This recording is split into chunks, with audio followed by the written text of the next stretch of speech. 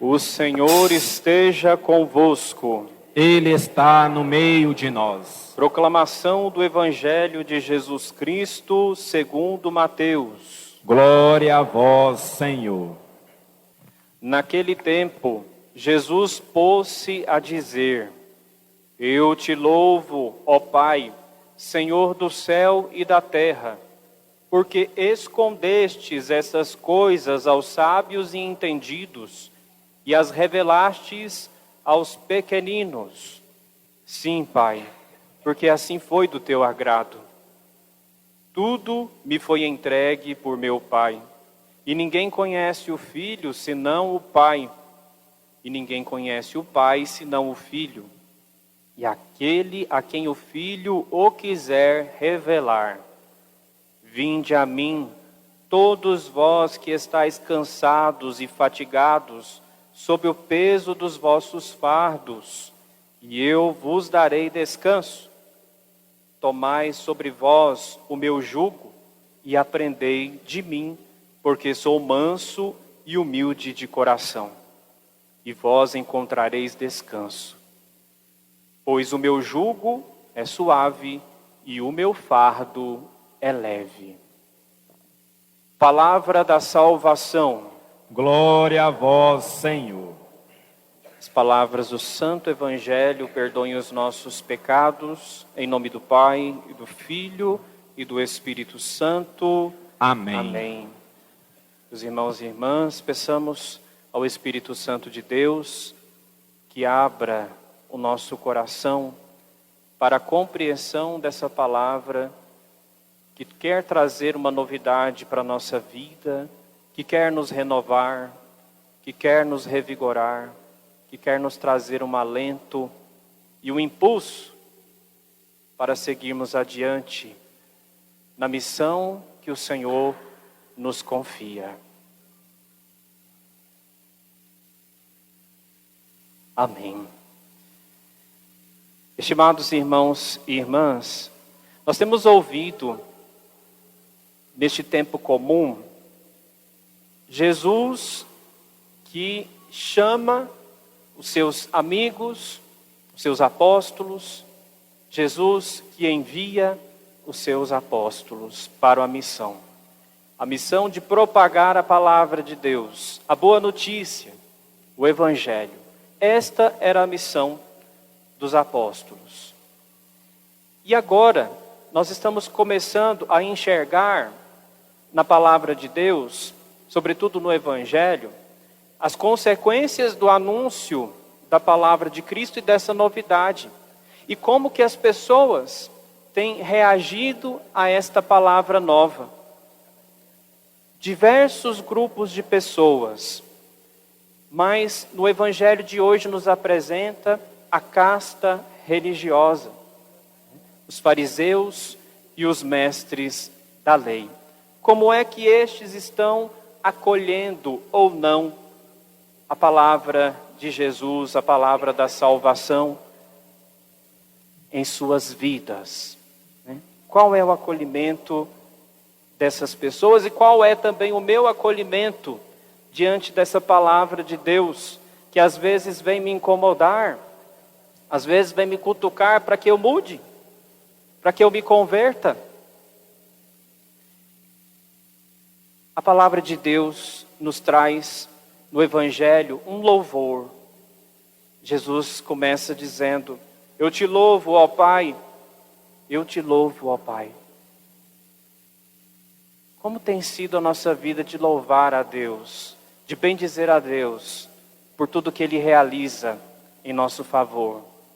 Muitas vezes, meus irmãos e irmãs, nós estamos na correria do dia a dia, dos nossos afazeres, os trabalhos, as nossas preocupações, e apenas nos lembramos do Senhor em nossa oração, pedir cada vez mais. Devemos pedir, mas também uma outra atitude nossa em nossa conversa, porque a oração é uma conversa com Deus. A atitude nossa deve ser a do louvor, como ouvimos com o salmista: bendirei eternamente vosso nome ao Senhor. Às vezes podemos pensar, não tem motivos para louvar, minha vida tem sido desastre, tudo acontece de ruim comigo. O que eu vou louvar, o que eu vou agradecer a Deus? Olha o salmista: bendirei eternamente o vosso nome, ó Senhor. Por quê? Oh meu Deus, eu quero te exaltar, bendizer o vosso nome pelos séculos. Todos os dias haverei de bendizer-vos, hei de louvar o vosso nome para sempre, porque o Senhor é misericórdia, o Senhor é piedade, é amor, é paciência, é compaixão, é muito bom para com todos. Sua ternura abraça, acolhe toda a criatura, me acolhe. Meus irmãos e minhas irmãs, vejam nesse trecho, nessa perícope, deste salmo, quantas coisas nós temos para louvar e agradecer a Deus, mas sobretudo a misericórdia dele para conosco. Vocês já pensaram, pararam para pensar, o que seria da gente sem esse amor, sem essa misericórdia do Senhor que nos perdoa em nossas faltas? A nós que somos tão falhos, tão ignorantes muitas vezes, nos afastando desse amor misericordioso do Senhor, mas Ele está ali sempre nos acolhendo, esse amor terno, nos dando uma nova chance. Isso acontece sobretudo quando nos aproximamos do sacramento da reconciliação, a confissão, quando ela é bem feita, quando há o arrependimento, nós recebemos o perdão e uma nova chance de tentarmos novamente consertar a nossa vida.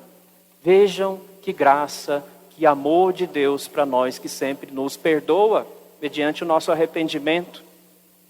Então, temos tantos motivos para louvar o Senhor.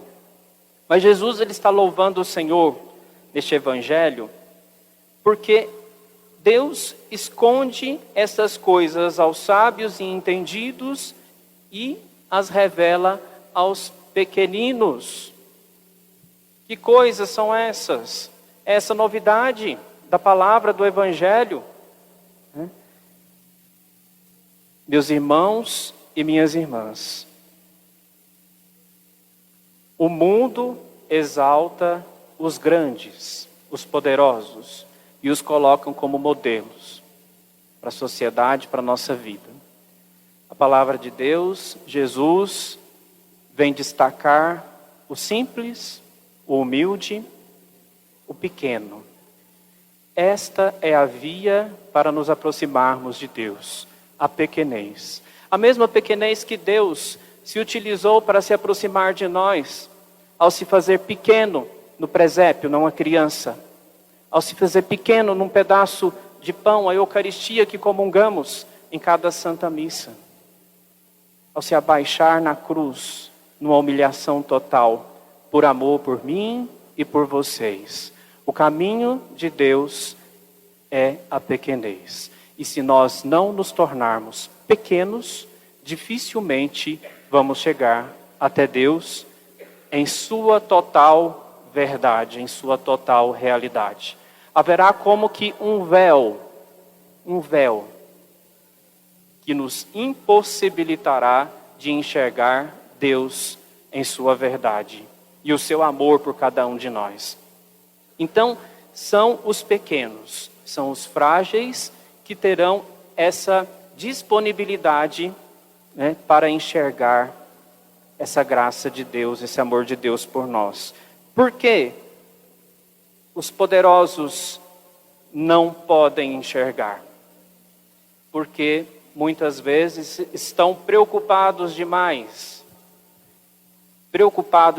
com seus bens, com seus títulos, com suas riquezas, e não tem tempo para Deus, não tem espaço na sua vida para que Deus habite. Não tem. E São Francisco dizia, já no seu leito de morte, ele escreve, ele dá uma bênção, e ele pede para o povo: lembrai-vos todos que vosso dinheiro, vossos títulos, vossa ciência, tudo o que acreditais possuir neste mundo vos será tirado. Tudo vos será tirado. O que nós temos buscado, meus irmãos e irmãs? Quais os bens que temos buscado? Os bens que passam, que nos serão tirados? Ou os bens imperecíveis, aqueles que permanecem, os bens eternos, que nos levarão para o céu, que nos trarão a felicidade, que nos preenche, que nos completa por inteiros? Qual é o caminho que temos percorrido? Jesus, ele não se revela apenas para os pequenos, os pobres, excluídos. Não, ele se revela, Deus se revela para todos. Mas somos nós, às vezes, que na nossa arrogância, colocamos esse véu que nos impede de aproximar e de enxergar a Deus. Então é isso que a palavra de Deus está nos dizendo. Será que eu estou colocando esse véu? Ou será que tirei esse véu e estou enxergando Deus na sua verdade, na sua totalidade? Outra palavra forte que o Evangelho nos traz: sim, sim, Pai. Sim, Pai. Jesus reza: sim, Pai. Quem dera, meus irmãos e irmãs, se nós também aprendêssemos a orar, a rezar dessa forma. Sim, Pai. Principalmente naqueles momentos em que tudo dá errado na nossa vida. Nós planejamos N coisas, viagens, coisas, que para nós trarão felicidades, mas Deus parece que vai mexendo ali e faz do jeito dele. Nós temos que aprender a rezar: sim, Pai, seja conforme a sua vontade, seja conforme o seu agrado. Isso é se colocar numa atitude de dependência. Mais uma vez, olha os pequenos se colocam na atitude de dependência de Deus. Basta olharmos para uma criança. A criança precisa de um apoio, de um amparo, de um cuidado, de um carinho especial. Então, precisamos nos colocar na condição de pequenos, de crianças. Jesus, em outra palavra, vai nos ensinar a chamar de Deus de papai. Abá. Abá significa papai. Olha que bonito. Precisamos nos direcionar a Deus em nosso diálogo, em nossa conversa, como um papai. Ele é um papai que cuida de nós, que zela pela nossa vida. Então, deixe de pensar que você está desamparado, rejeitado, porque Deus, Ele te acolhe. Se o mundo te rejeita, Deus te acolhe. Deus olha para a sua dor. Deus olha para as suas necessidades e diz: vinde a mim todos vós que estáis cansados e fatigados, sob o peso dos vossos fardos, e eu vos darei descanso. O que te causa cansaço hoje? O que te causa fadiga? Não só corporal, mas existe uma outra fadiga que é mental, causado pelos problemas que nós enfrentamos na nossa família, em nossa casa, no nosso trabalho, em tantos lugares. Na minha vida no convento, de frade franciscano, de formação, às vezes a gente achava custoso, aquele trabalho, tinha que capinar, tinha que limpar o convento grande, tinha que lavar roupa, tinha que fazer isso, aquilo, tantas coisas, tantas atividades, que às vezes o povo pensa, não é só rezar, não, mas não é não. Tem a parte do trabalho, e o trabalho é pesado. Então, nossa, estou cansado, Mas depois, quando a gente começa a fazer a faculdade, pula para outra etapa, a gente vai percebendo que existe um outro nos sugando, parece com mais força. Quem faz faculdade, quem fez algum estudo sabe disso, Então, é um cansaço que vai nos esgotando. Jesus nos diz: vinde a mim.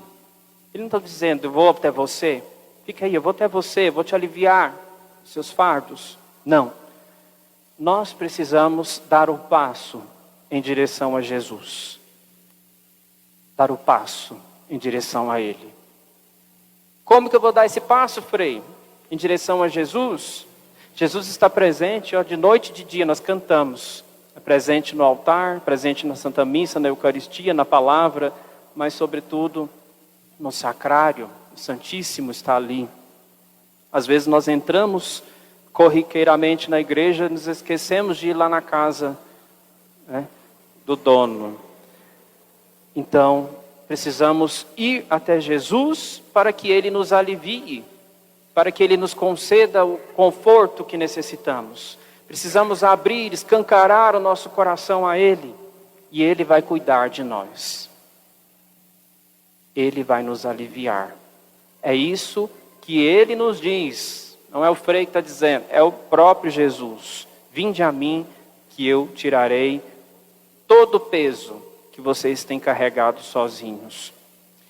E continua, tomai sobre vós o meu jugo e aprendei de mim, porque sou manso e humilde de coração. O jugo, nós sabemos que era aquela madeira, né, que unia lá um boi no outro. Que acabava prendendo aqueles animais para que eles puxassem a carroça, né, o arado, né? Então, era para aliviar ali os animais, para dividirem o peso também da carga. Então, no tempo de Jesus, haviam cerca de 631 mandamentos. Imaginem vocês, hoje, nós com 10 mandamentos, às vezes achamos difícil a caminhada, né, de fé e de seguimento de Jesus na igreja. Naquele tempo havia os 631, ainda tinha os fariseus para vigiar, né, e dizer se as pessoas estavam certas ou erradas, conforme os mandamentos. Jesus está dizendo mais uma vez, tomai sobre vós o meu jugo. Se haviam 631 mandamentos, quantos mandamentos Jesus apresenta? Qual é o jugo que Jesus apresenta? Nós sabemos? Pode dizer. Ele resume num só. Eram 10, depois resumiu num só. Qual que é o mandamento? Qual? Amar a Deus sobre todas as coisas e ao próximo como a si mesmo. Amor. Jesus resume tudo isso em amor. Se nós amarmos, nós estaremos aí sendo bons discípulos de Jesus. Vejam então esse processo que Jesus faz. Ele tira todo aquele jugo, todo aquele peso dos mandamentos e resume num só. Que é difícil também, mas que nos facilita de seguir pela via que Jesus nos apresenta. Então é a via do amor. A via do amor. Aprendei de mim, que eu sou manso e humilde de coração. Olhai para Jesus, olhai para aquilo que Ele fez. Ele é o nosso espelho, nos dizia Santa Clara. Ele é o nosso espelho. São as atitudes dele que nós devemos copiar. Então, se Jesus também aliviou os fardos, os pesos da vida das pessoas, nós também precisamos aprender a aliviar o peso daquele que convive conosco e daquele que precisa de um alívio. Às vezes, visitando um asilo, um orfanato, o peso do abandono, ou até mesmo dentro da nossa comunidade, existam pessoas que vivam na solidão. Você pode aliviar esse sofrimento. Isso é ser cristão, isso é ser discípulo. Então, meus irmãos e minhas irmãs, é isso que a palavra de Deus nos pede. A olhar para Jesus, aprendermos dele e assim agirmos no mundo. Lembrando que o caminho é o da pequenez, é o da humildade. Eu tenho certeza que muitos aqui exercem alguma forma de governo, de autoridade, na sua casa, no seu trabalho, onde quer que seja, né? Mas a palavra de Deus nos apresenta esse meio, essa chave para administrarmos os bens que o Senhor nos concede. A chave da humildade. A palavra de Deus, na leitura do profeta Zacarias, a primeira leitura, nos apresenta isso. O profeta, a boca de Deus, ele anuncia o rei vitorioso que vem chegando. E nós podemos imaginar aquele cenário do rei vitorioso chegando e aquela cidade de Jerusalém, né, que esperava um Messias, um libertador vitorioso, glorioso. E ele chega, diz o profeta, de uma forma simples e humilde, montado num jumento, animal dos pobres, para mostrar que o jeito dele governar seria diferente. Essa profecia é atribuída a Jesus, nós sabemos, e ela é lida no Domingo de Ramos, para mostrar que o modo de Jesus exercer a sua autoridade sobre nós é na simplicidade, é na humildade. Ele veio não para promover guerras, discórdias, mas ele veio para quebrar o arco do guerreiro, anunciar a paz às nações. E o seu domínio se espalhará por toda a terra. Então, esse é o modo que nós devemos exercer a nossa autoridade, tirando de nós todo o autoritarismo, e descendo. A humildade vem de humus, chão, terra. Nós precisamos pisar no chão e saber que nós somos dependentes de Deus. Perante Deus somos todos irmãos, todos iguais.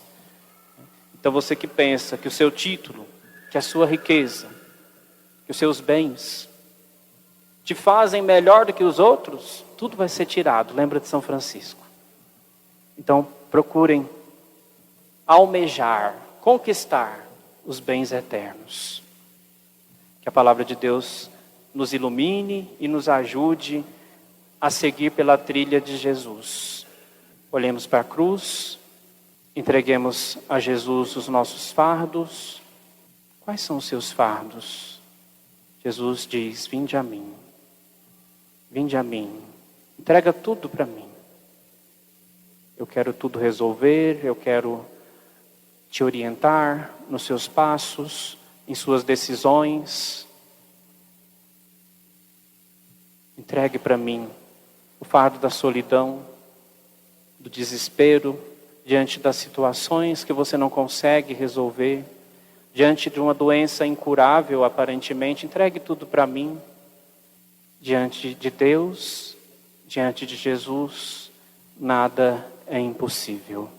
Em nome do Pai, e do Filho, e do Espírito Santo. Amém. Amém.